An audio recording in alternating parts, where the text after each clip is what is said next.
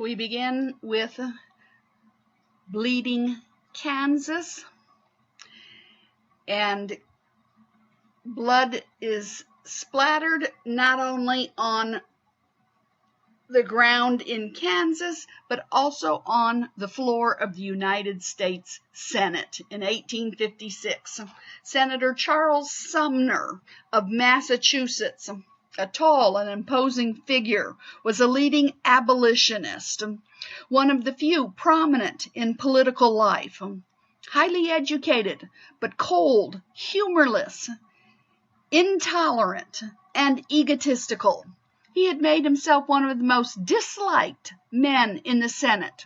It would have been nice if the leading abolitionist in the Senate had been a likable fellow, but no, he is egotistical, intolerant, and one of the most disliked men in the Senate.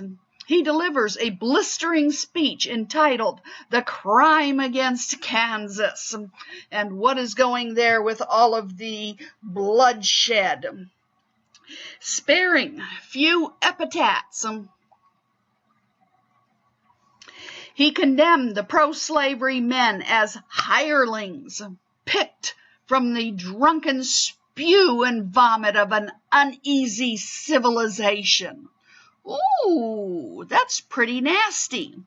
The pro-slavery people who are living in Kansas are hirelings, picked from the drunken spew and vomit of an uneasy civilization.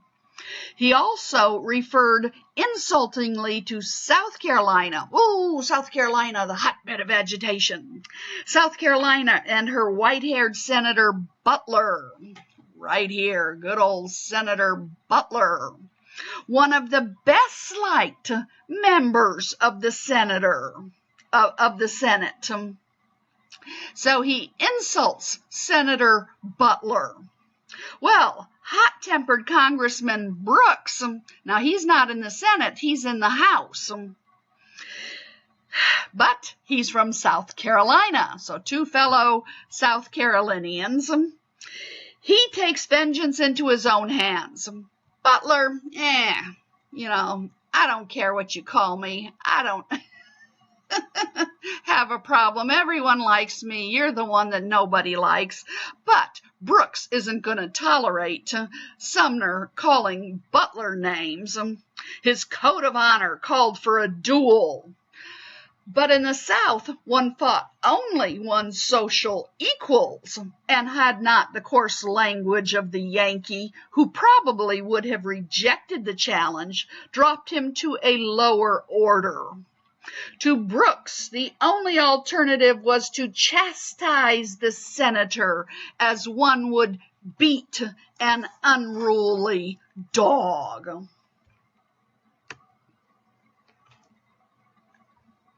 On May 22nd, 1856, he approaches Sumner, then sitting at his Senate desk, and pounded the orator with a heavy cane until it broke. The victim fell bleeding and unconscious to the floor, while several nearby senators refrained from interfering. I see sometimes on TV where foreign nations will have people actually pulling hair and fighting and throwing punches in their legislative or congressional meetings. And I'm thinking, good heavens, aren't we at a place where we're above that? Oops, sorry. And yet it wasn't too long ago that we were doing very similar things in our Congress as well. Here, this man is getting beat within an inch of his life, and the other senators, this guy has to have really been disliked, that the other senators don't even intervene to pull this man off of him.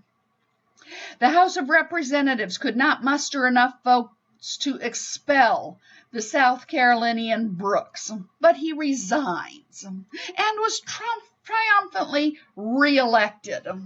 Southern admirers deluged him, meaning House person Brooks with canes, some of them gold-headed, to replace the one that had been broken. He received thousands of these different canes to replace them. And every once in a while, if you watch such shows as the Antiques Roadshow, someone will bring in a cane and say, this is one of the many canes that was sent to Senator Brooks by an admirer to replace the cane that was broken when he beat Charles Sumner in the Senate. And here is just one such gold-headed cane that is on display that you can see that was sent to him to replace the cane that was broken. The injuries to Sumner's head and nervous system were serious. He was forced to leave his seat for 3.5 years and go to Europe for treatment that was both painful and costly. Meanwhile, his home state of Massachusetts defiantly re-elected him, leaving his seat eloquently empty. So instead of putting someone else in there to replace him, they said no. His seat, month after month, will be empty on the floor of the Senate, showing just exactly what the South has done to us. And the next presidential election, the election of 1856. With bullets whining in Kansas, the Democrats met in Cincinnati to nominate their presidential standard-bearer in 1856. They shied away from both the weak-kneed presidential Pierce and the dynamic Douglas. Instead, they chose James Buchanan, the muscular, white-haired, man. He stood 6 foot tall. Because of an eye defect, actually one eye was nearsighted and one eye was farsighted. He carried his head slightly cocked to one side. I guess that was to help him get depth perception or better perception there. As a well-to-do Pennsylvania lawyer, he had been serving as minister to London during the recent Kansas-Nebraska uproar. So since he was out of the country, hadn't been involved in all of the wrangling about popular sovereignty and what was going on in Kansas, he was Kansasless, therefore enemyless. So they decide to run, the Democratic Party will run James Buchanan. For his vice presidential candidate, they run John C. Breckinridge. Now, vice presidents, unless the president dies, usually don't see much action. But this is of note because John C. Breckinridge will be a candidate for the presidency 4 years later in 1860. 1860, we will actually have 4 candidates running for the presidency, one of which is John C. Breckinridge. Delegates of the fast-growing, let me show you one of their, for some reason they come up with the concept of the buck to represent James Buchanan, and so on a lot of his campaign stuff, he's represented as the buck. Yes, James Buchanan for president, with, of course, John C. Breckinridge as his vice presidential candidate. Delegates of a fast-growing Republican Party, and this is the Republican Party of today. The Democratic Party, this is the Democratic Party of today. As I mentioned earlier, the oldest party. This is the newly created Republican Party of today, the first time that they will run a candidate. They chose Captain John C. Fremont, the so-called Pathfinder of the West, a dashing but erratic explorer, soldier, surveyor, who was supposed to find the path to the White House now. One of their battle cries ran, "Arise, arise, ye brave, and let our war cry be, free speech, free press, free soil, free men, Fremont and victory." Catch that? Free speech, free press, free soil, free men, Fremont and victory. We had just had that Free Soil Party that had run Martin Van Buren. Free Soil Party dies out, and so they sort of join efforts with this newly created Republican Party, and so they join efforts and run Fremont. And here we go. Colonel John C. Fremont. He was the one that just so happened to be out in California and was told, get yourself a couple dozen well-armed men when the Mexican-American War was going on. And he happened to take the quote-unquote surrender, captured California. And you had the Bear Flag Republic for a short time before the Treaty of Guadalupe Hidalgo and California comes into then the United States. But briefly, it will be its own republic. And it was the dashing John C. Fremont that brings it into, that captures California during that time period. And an ugly dose of anti-foreignism was interjected into the campaign, even though slavery's extension loomed largest. They organized the American Party, known more by its nickname of the Know-Nothing Party, because of its secretiveness. Yes, its official name is the American Party, but whenever you would ask them questions about their platform, about their party, they were so secretive that can't tell you, they just wouldn't give you any information. And so people would had nicknamed them the Know-Nothing Party because they would never tell you anything. So they're known more in history as the Know-Nothing Party than by their official name as the American Party. And they elected as their nominee the lackluster ex-president Millard Fillmore. They were anti-Catholic, super patriots, anti-foreign. Their slogan was, "Americans must rule America." Well, how can you be anti-foreign? Well, they were, of course, were anti-Indian, but how can you be anti-foreign? Everybody except the native Indians are foreign. But yes, of course, they are meaning the recent foreigners, not the British and Irish and Germans and French that had come over in the first 100, 200 years. And Americans must rule America. And here you have a cartoon from the time period Buchanan. I'm sorry, not Buchanan.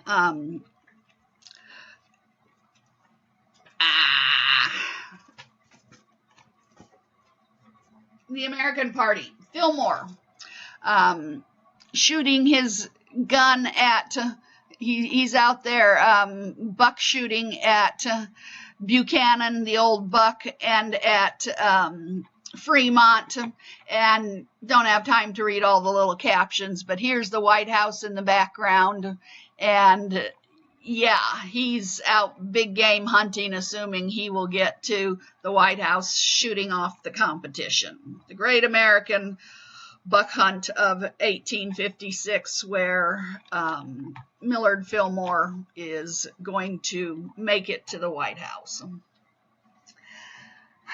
Mudslinging bespattered both candidates. Old Foggy Buchanan was assailed because he was a bachelor. Fremont was reviled because of his illegitimate birth. His young mother had left her elderly husband, a Virginia planter, to run away with a French adventurer.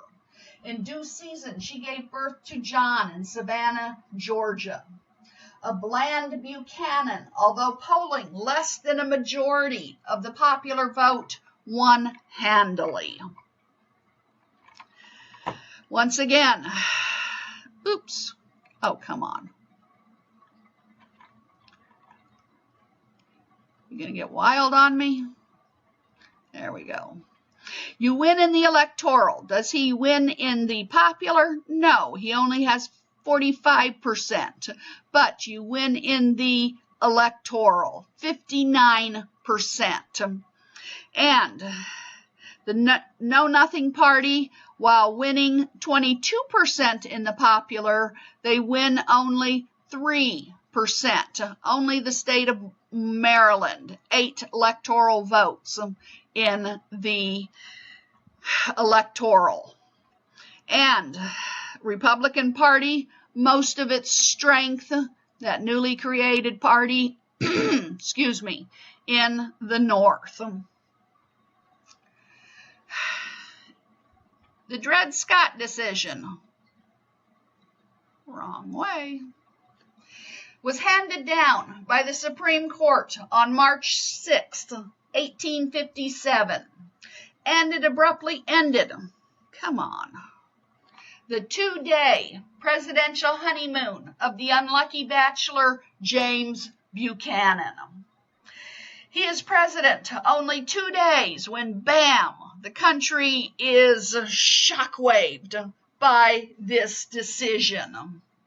The pronouncement was the opening paper gun blast of the Civil War. And what was that decision of the Supreme Court? Dred Scott versus Sanford. We think they, meaning the people of African ancestry, are not included and were not intended to be included under the word citizens. Oh, come on. In the Constitution, and can therefore claim none of the rights and privileges which that instrument provides for and secures to citizens of the United States. So, Mr. Dred Scott, you don't even have the right to have brought your case to the Supreme Court because you are not a citizen, you are property.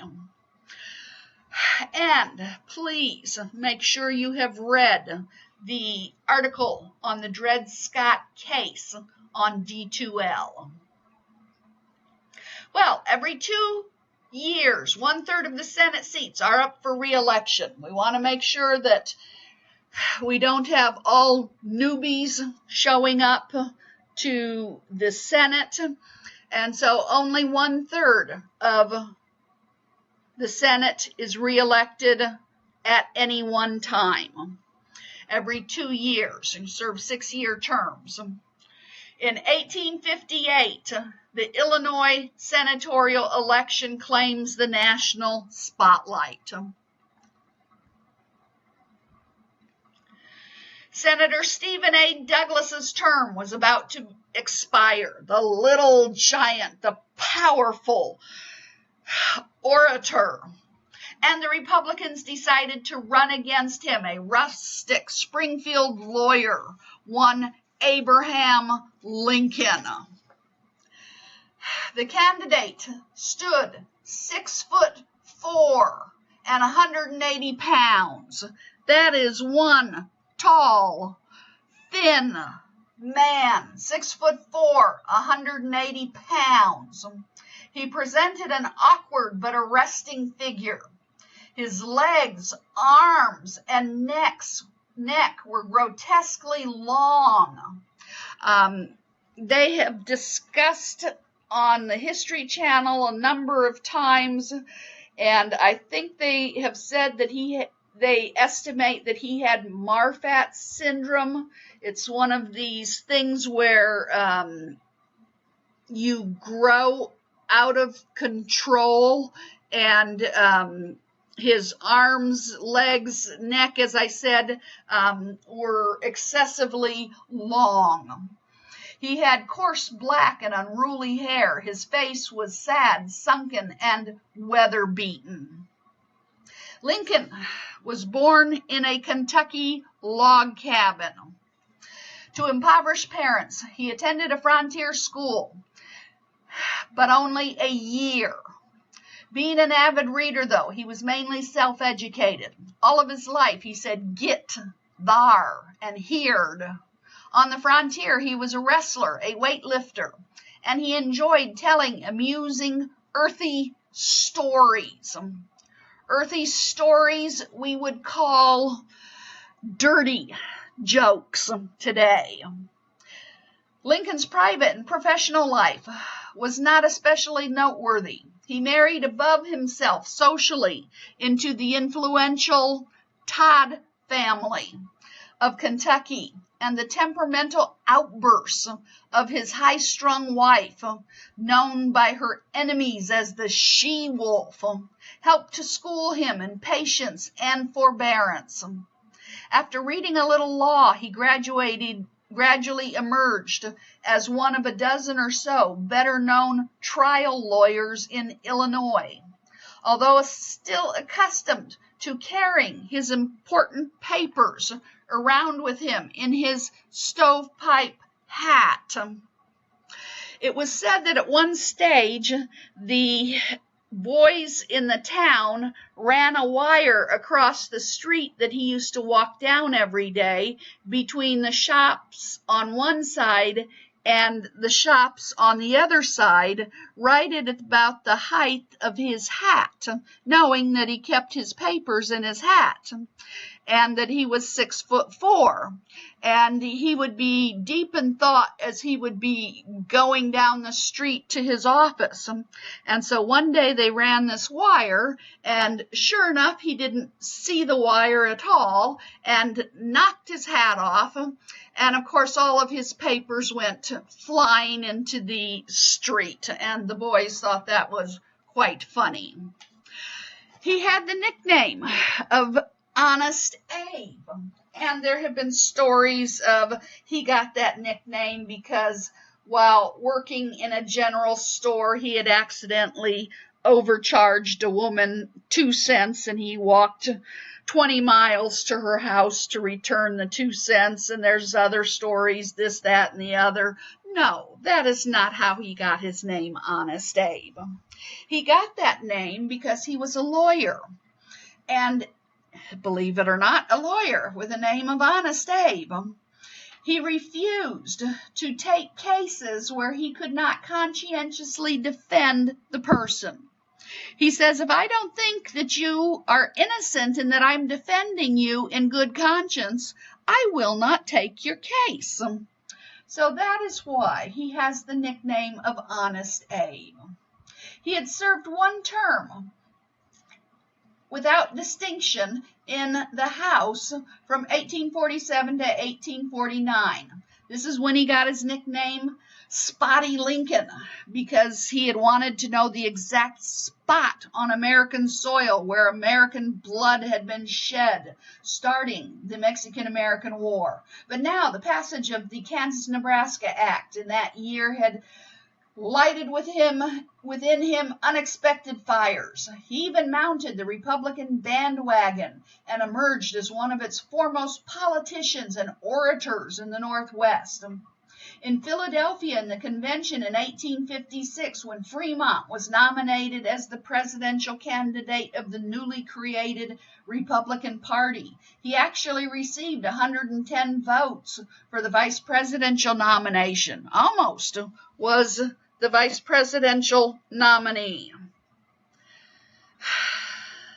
Well, now the Republican Party decides, we are going to put you up against Douglas. Douglas is running again for his seat in the Illinois Senate.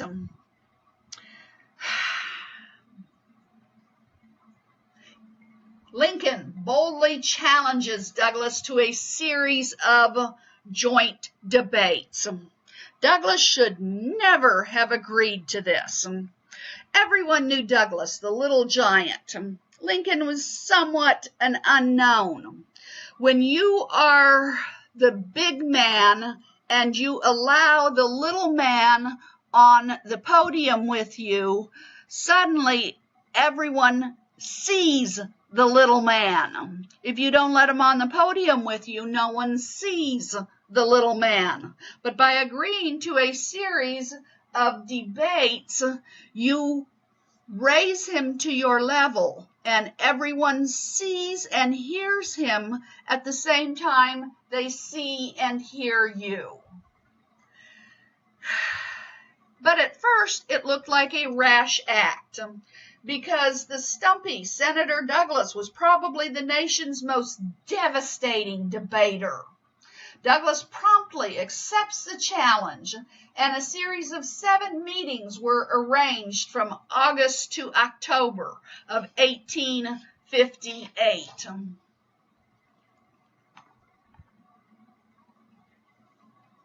At first glances, the two contestants seemed ill-matched.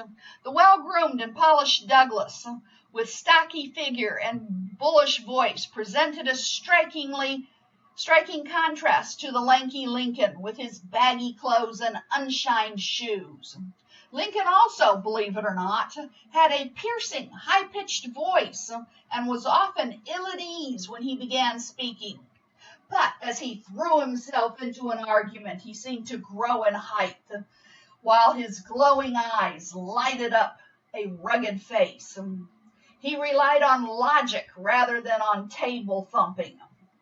The upshot was that Douglas defeated Lincoln for the Senate seat.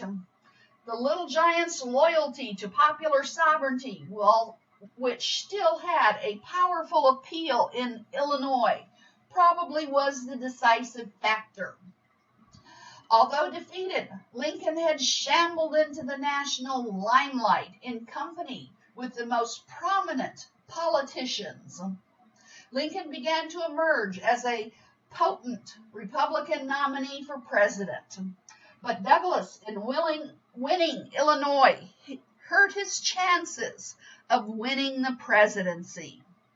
The Lincoln-Douglas debate platform thus proved to be one of the preliminary battlefields of the Civil War. I found this years ago, and I loved it. Now, have they messed with the picture? Absolutely. Douglas was 5'4". Lincoln was 6'4". There is more than 1 foot difference here. They have messed with the picture. Douglas should be more this height than this. But hey, when you're making your own picture, you can mess with the details and make Douglas look shorter. But yes, after they debated, it was commonly agreed that one of them didn't have the stature to be president.